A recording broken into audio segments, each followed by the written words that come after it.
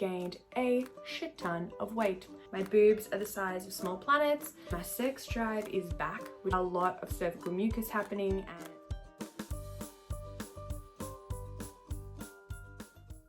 Hey everyone, and welcome back to my YouTube channel. If you are new here, my name is Emily and thank you for joining me on this hypothalamic amenorrhea, healing my body, trying to get my cycle back, dealing with disordered eating belief patterns. It's a journey, but if you want to stay tuned and find out more, then hit that subscribe button and definitely check out all my other videos that I've filmed below so you can keep up to date and understand exactly what is happening at the moment. This is my month 4 update and what a journey it has been. Let's start with a very, very obvious change. I have gained a shit ton of weight, 8 kilos in 4 weeks to be precise. I personally don't find the number triggering, that doesn't bother me, but what I am finding very, very triggering and hard to deal with is how I actually feel in this body.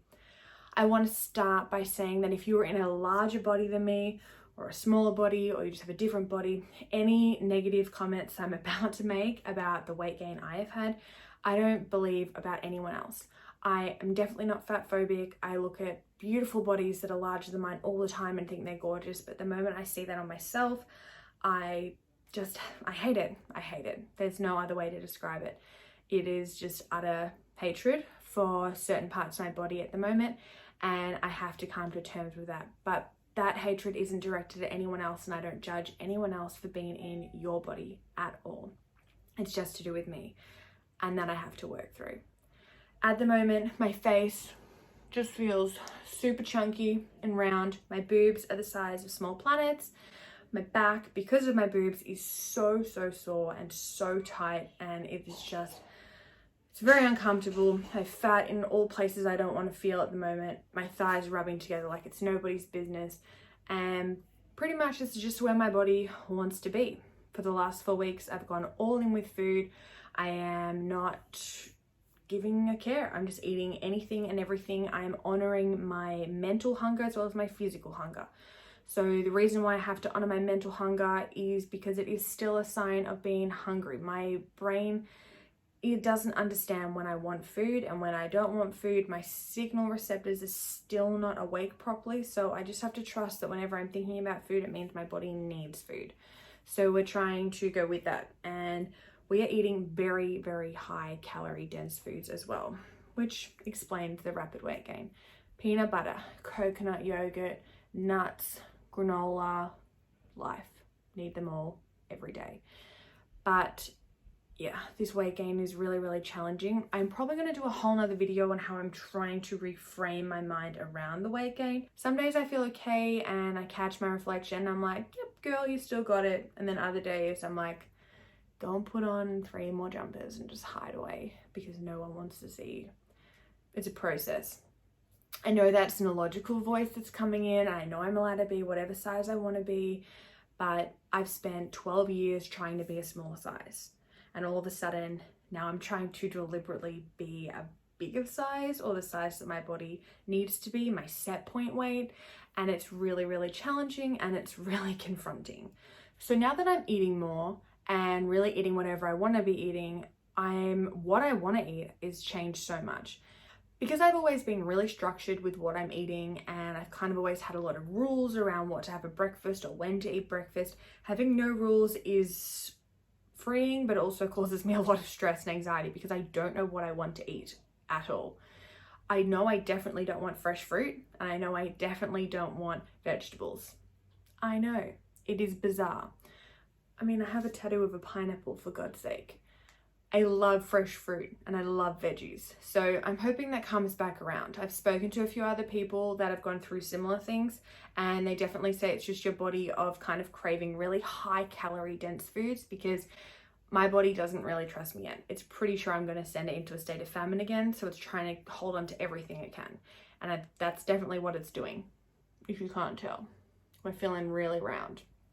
So at the moment, I am sticking to really high calorie dense foods because that's what I want to be eating, but I definitely am hoping that the fresh fruit comes back around. It is nearly mango season, so I'm thinking that'll get me back into gear with some fresh fruit.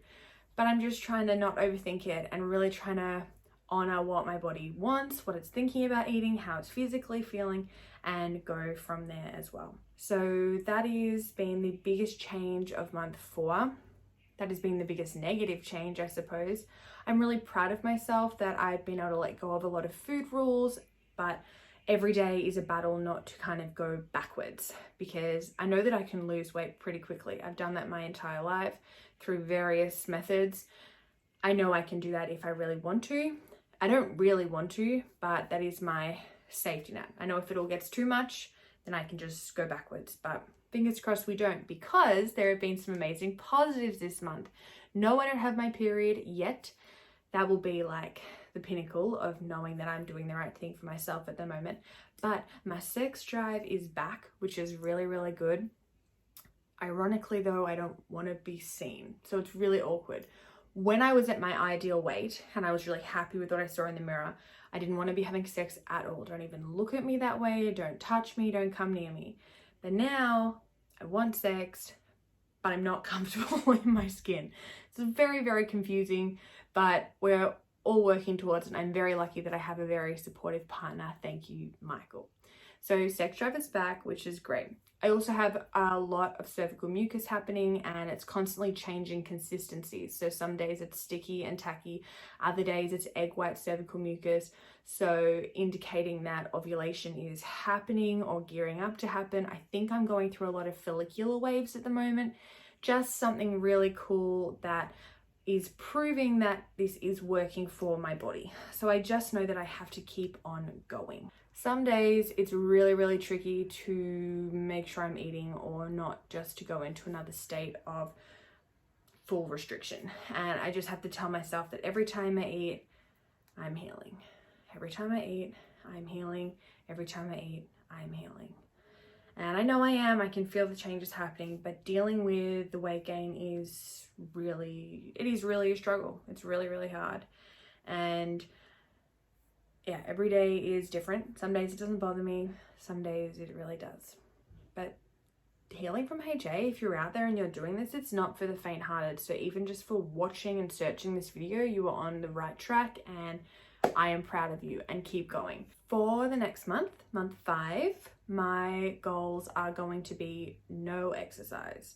So hopefully we can do that. I will still be walking. Family walks are important to me. I have a dog I like to walk. I love a bit of fresh air, but no actual intentional exercise, no going down into the gym, no getting on the cross trainer. So we're just going to see how we go with that. I feel like I've nailed the whole no food restrictions, no food rules this last month. So let's focus on the exercise. But otherwise, I hope you enjoyed this little update, and I will keep you all in the loop. Have a beautiful day and stay safe. Go eat some food if you're hungry or if you're thinking about it, because that's what I'm doing.